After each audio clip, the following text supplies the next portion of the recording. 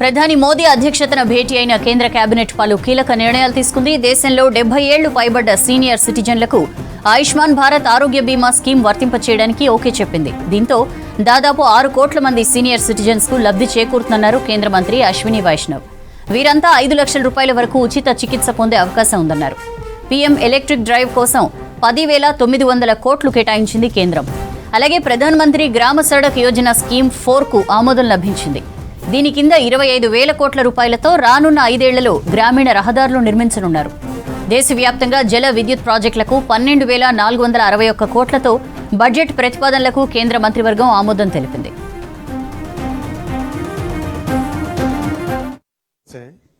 उनको universal health coverage Ayushman Bharat PM Jan Arogya Yojana में cover करने का फैसला लिया गया है। ये बहुत बड़ा फैसला है। इस फैसले में एक बड़ी मानवतावादी सोच है, बहुत ही एक ह्यूमैनिटेरियन थिंकिंग है और माननीय प्रधानमंत्री श्री नरेंद्र मोदी जी ने जो कमिटमेंट दिया था वो कमिटमेंट आज डिलीवर किया है, उस कमिटमेंट को फुलफिल किया है। प्रधानमंत्री जी ने कहा था कि 70 वर्ष की आयु के ऊपर के हर बुजुर्ग को आयुष्मान योजना के दायरे में लाया जाएगा और 70 साल के ऊपर के हर बुजुर्ग, चाहे वो गरीब हो, चाहे मध्यम वर्ग के हो, चाहे उच्च मध्यम वर्ग के हो, ये नया दायरा होगा जिनको 5 लाख रुपए तक के मुफ्त इलाज की सुविधा मिलेगी। आज ये स्कीम प्रधानमंत्री श्री नरेंद्र मोदी जी के नेतृत्व में कैबिनेट ने अप्रूव की और इससे देश में करीब 4.5 करोड़ फैमिलीज, जिसमें करीब 6 करोड़ सीनियर सिटीजन्स कवर होंगे, ये नए एडिशनल इसमें जुड़ेंगे। आप सब जानते हैं कि आयुष्मान भारत विश्व की सबसे बड़ी हेल्थ एश्योरेंस स्कीम है। इतनी विशाल स्कीम जिसमें करीब 12 करोड़ 30 लाख फैमिलीज कवर्ड हैं और देश भर में जहां पर भी आप जाके आयुष्मान के लाभार्थियों से अगर मिलेंगे तो वो कितना आशीर्वाद देते हैं वो सब आपने देखा होगा। इस स्कीम में आज एक नया अध्याय जुड़ा है जो कि प्रधानमंत्री श्री नरेंद्र मोदी जी ने कमिट किया था, एक कमिटमेंट दिया था कि 70 से अधिक ఉద్యోగం అంటే ఉద్యోగ బాధ్యత కాదు, ఇది భావోద్వేగం అన్నారు సీఎం రేవంత్ రెడ్డి. తెలంగాణను పునర్నిర్మించి భవిష్యత్ తరాలకు బాటలు వేయాల్సిన బాధ్యత మనపై ఉందన్నారు. రాబోయే భవిష్యత్తులో హైదరాబాద్తో పాటు వరంగల్లో పోలీస్ స్కూల్స్ ఏర్పాటు పూర్తయ్యేలా చర్యలు తీసుకుంటారన్నారు. తాము అధికారంలోకి వచ్చిన 3 నెలల్లోనే 30,000 ఉద్యోగాలు భర్తీ చేశామన్నారు సీఎం రేవంత్. ఈ ఏడాదిలోనే మరో 35,000 ఉద్యోగాలు భర్తీ చేస్తామన్నారు. చెరువుల్ని రక్షించేందుకే హైడ్రా తీసుకొచ్చామన్నారు సీఎం.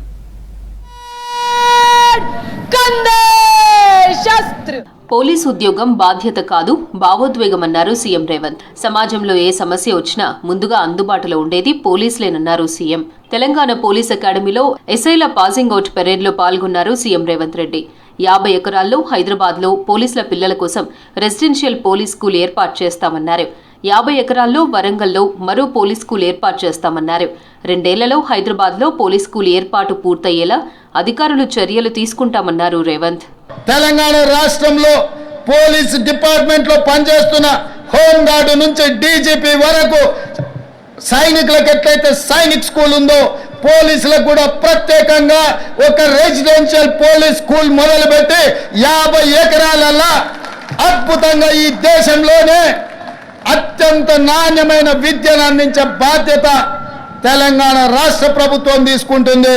ఒకటి హైదరాబాద్ లో 50 ఎకరాల స్థలాన్ని ఇక్కడ, 2వ స్కూల్ వరంగల్లో 50 ఎకరాలు కేటాయించి మీ అందరికీ 6th క్లాస్ నుంచి పీజీ వరకు డాక్టర్లు, ఇంజనీర్లు కూడా చదువుకోవడానికి పోలీసుల పిల్లల కోసం 100% ఉచిత విద్యను అందించడానికి మా ప్రభుత్వం కట్టుబడి ఉన్నది.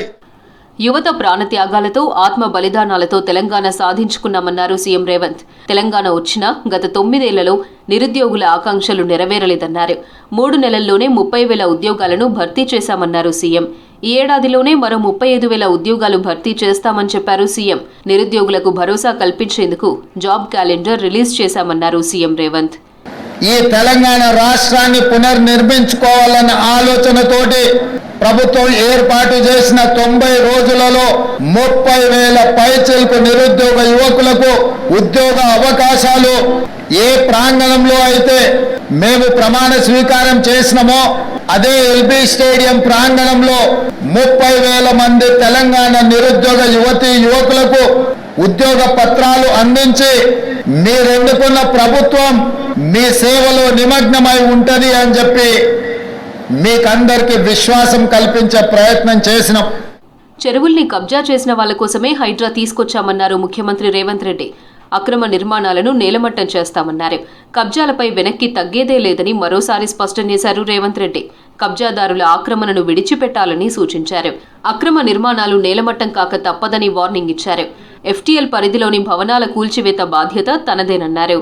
వేదిక మీద నుంచి గొప్ప వ్యక్తులకు నేను విజ్ఞప్తి చేస్తున్నా, అయ్యా ఆక్రమించుకున్న చెరువులను మీరే వదలండి, గౌరవంగా పక్కకు తప్పుకోండి, నీటిపారుదల శాఖకు అప్పగించండి, మీకేం కావాలనో పోయి దూరంగా కట్టుకోండి, లేకపోతే ఉన్న పలంగా నేల మట్టం కూలగొట్టే బాధ్యత నేను తీసుకుంటా.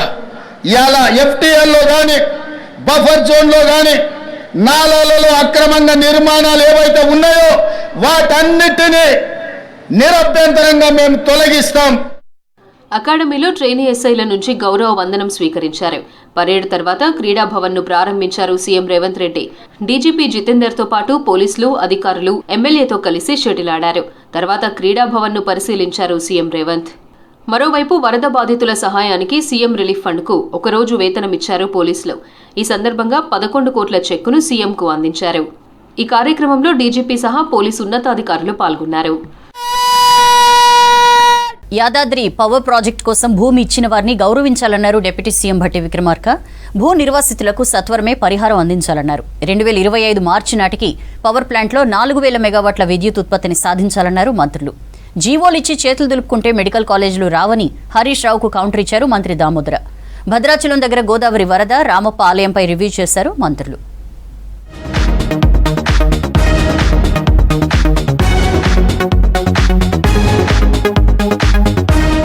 యాదాద్రి పవర్ ప్రాజెక్టు కోసం భూమిచ్చిన వారిని గౌరవించాలన్నారు డిప్యూటీ సీఎం భట్టి. మంత్రులు ఉత్తమ్, కోమటిరెడ్డి వెంకటరెడ్డి అర్హులైన వారికి ప్రాజెక్టు ప్రారంభమయ్యేలోపు శిక్షణ ఇచ్చి ఉద్యోగాలివ్వాలన్నారు.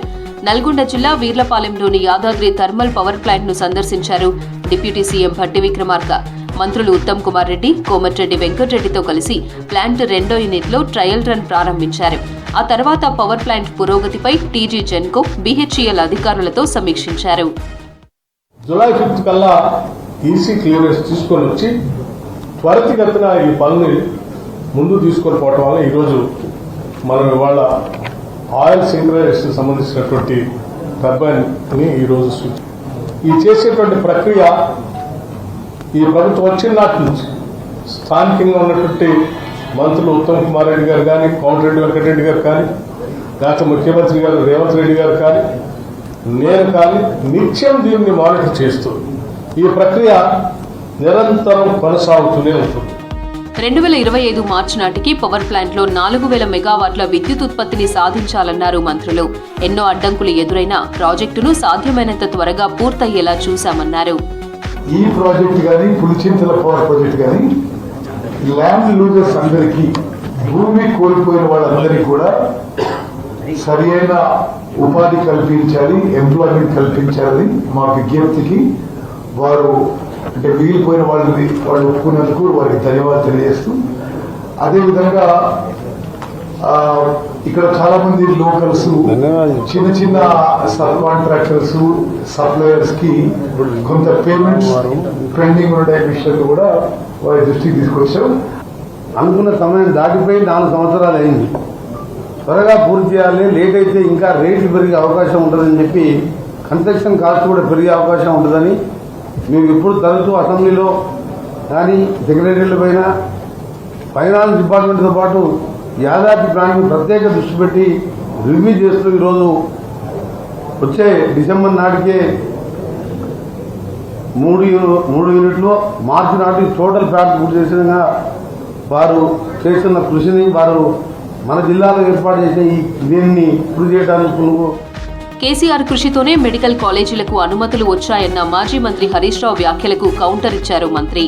జీవోలు ఇచ్చి చేతులు దులుపుకుంటే కాలేజీలు రావని తెలిపారు మంత్రి దామోదర రాజనరసింహ. గత పాలకులు ఎన్నికల్లో లబ్ధి పొందేందుకు హడావిడిగా 8 మెడికల్ కాలేజీల ఏర్పాటుకు జీవోలు ఇచ్చారని ట్వీట్ చేశారు మంత్రి. మెడికల్ కాలేజీలకు బిల్డింగ్ లేదు, హాస్టల్ లేదు, హాస్పిటల్ లేదు, స్టాఫ్ను నియమించలేదు, ఎక్విప్మెంట్ కొనలేదని, కానీ కాలేజీలు ఏర్పాటు చేశామని బీఆర్ఎస్ నేతలు డబ్బా కొట్టుకున్నారని విమర్శించారు.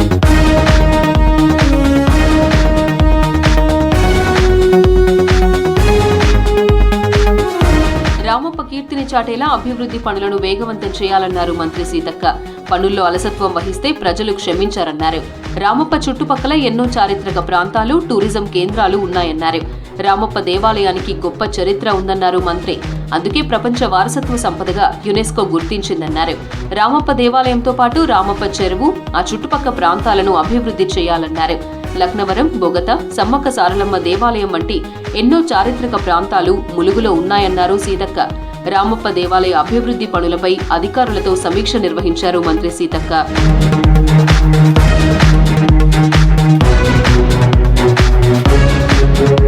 మంత్రులు శ్రీధర్ బాబు, సీతక్క ఆధ్వర్యంలో సచివాలయంలో భేటీ అయింది మంత్రివర్గ ఉపసంఘం. విద్యా వ్యవస్థలో తీసుకురావాల్సిన సంస్కరణపై చర్చించారు మంత్రులు. కోచింగ్ సెంటర్ల నిర్వహణపై కేంద్రం మార్గదర్శకాలను అమలు చేయాలని కేబినెట్ సబ్ కమిటీ నిర్ణయం తీసుకుంది. ఇటీవల కోచింగ్ సెంటర్ల నిర్వహణపై కేంద్ర మార్గదర్శకాలు రాష్ట్రంలో అమలు కాకపోవడంపై కేంద్రం సీరియస్ అయింది. దీంతో దీనిపై చర్చించారు మంత్రులు. భద్రాద్రి కొత్తగూడెం జిల్లా భద్రాచలం దగ్గర ఉధృతంగా ప్రవహిస్తున్న గోదావరి వరదపై మంత్రి తుమ్మల నాగేశ్వరరావు సమీక్ష నిర్వహించారు. ఆర్డీఓ ఆఫీసులో ఇరిగేషన్, పంచాయతీ, ఆర్ఎండ్బీ అధికారులతో సమావేశమయ్యారు. వరద సహాయక చర్యలు వేగవంతం చేయాలని ఆదేశించారు. విరిగిపడ్డ విద్యుత్ స్తంభాలు, ధ్వంసమైన రోడ్లను త్వరితగతిన మరమ్మతు చేయాలన్నారు. అంతకుముందు గోదావరి వరద ఉధృతిని, కొత్త కరకట్ట నిర్మాణ పనులను పరిశీలించారు. అధికారులు అప్రమత్తంగా ఉండాలని, ఎప్పటికప్పుడు సమాచారాన్ని అప్డేట్ చేస్తూ ఉండాలని సూచించారు.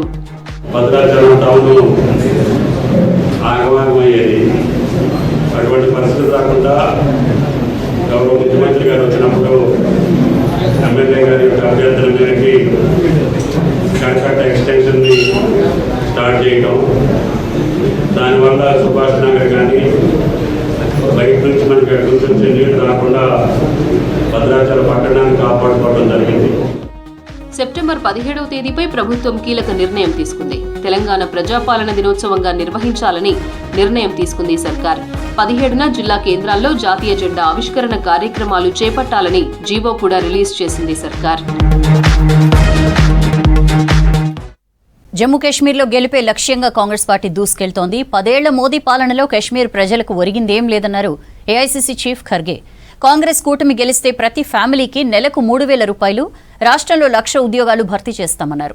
కాశ్మీర్ మహిళలకు వడ్డీ లేకుండా 5 లక్షల రుణం ఇస్తామన్నారు. చైనా, అమెరికాను హ్యాండిల్ చేయడంలో ప్రధాని మోదీ విఫలమయ్యారన్నారు రాహుల్.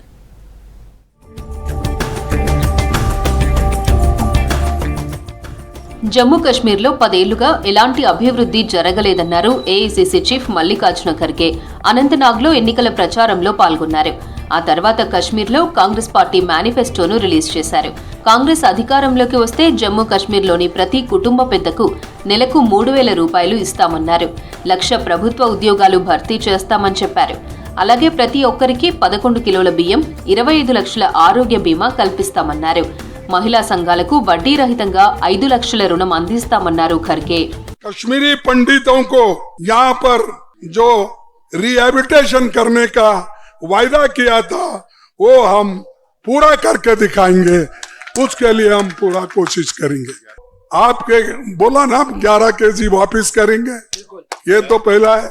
तो वो 5 केजी छीन लिया, चोरी करने वालों को दिया 6 केजी हो, तो वो 6 केजी हम वापस लेंगे और 5 और 6 11 केजी देंगे. కేంద్రంలో మైనారిటీ సర్కార్ నడుస్తోందన్నారు ఖర్గే. లోక్సభ ఎన్నికలకు ముందు బీజేపీ 400 సీట్లు గెలుస్తుందని మోదీ ప్రగల్భాలు పలికాడన్నారు. ప్రజలు ఓటు హక్కుతో మోదీ గర్వాన్ని అణచేశారన్నారు. నితీష్ కుమార్, చంద్రబాబు ఎన్డీఏలో ఎంతకాలం కొనసాగుతారో తెలియదన్నారు. మోదీ సర్కారు ప్రారంభించిన బ్రిడ్జిలు కూలిపోతున్నాయని, రామమందిరం నుంచి వాటర్ లీక్ అవుతోందన్నారు. కాంగ్రెస్ కు మరో 20 ఎంపీ సీట్లు వస్తే బీజేపీ అవినీతి నేతలంతా జైల్లో ఉండేవారన్నారు ఖర్గే. तुम्हारी गवर्नमेंट 400 पार की नहीं है, तुम्हारी गवर्नमेंट 200 पार की। तुम माइनॉरिटी में हो, कभी भी ये नायडू तुम्हारा पैर खींच सकता है और अपने नीतीश कुमार वो तुम्हारा हाथ खींच सकता है। तो तुम परमानेंट नहीं हो, तुम दोनों एक हाथ में, एक का पैर किसी के पास है, हाथ किसी के पास है। ప్రధాని మోదీ చైనాను సరిగ్గా హ్యాండిల్ చేయలేదన్నారు ఎల్ఓపి నేత రాహుల్ గాంధీ. లద్దాఖ్లో 4000 చదరపు కిలోమీటర్ల భూభాగాన్ని డ్రాగన్ కంట్రీ ఆక్రమించిందన్నారు. దేశ భూభాగాన్ని కాపాడలేని మోదీ ప్రజలను ఎలా రక్షిస్తారని ప్రశ్నించారు. యుఎస్ లో పర్యటిస్తున్నారు Rahul. Having Chinese troops in 4,000 square kilometers of our territory handling something well, then maybe. We've got Chinese troops occupying land the size of Delhi in Ladakh. I think that's a disaster. Media doesn't like to write about it. How would America react if, a neighbor occupied 4,000 square kilometers of your territory? So I don't think Mr. Modi's handled China well at all. ఇండియాలో ప్రజాస్వామ్య రక్షణ పోరాటం కొనసాగుతోందన్నారు రాహుల్. ఈ పోరాటంలో ఇతర దేశాల ప్రమేయం అవసరం లేదన్నారు. భారతీయులు తమ దేశాన్ని కాపాడుకోగలరన్నారు. ప్రధాని మోదీ సర్కార్పై అమెరికా ఒత్తిడి తేవాల్సిన అవసరం లేదన్నారు Rahul. That's all for now.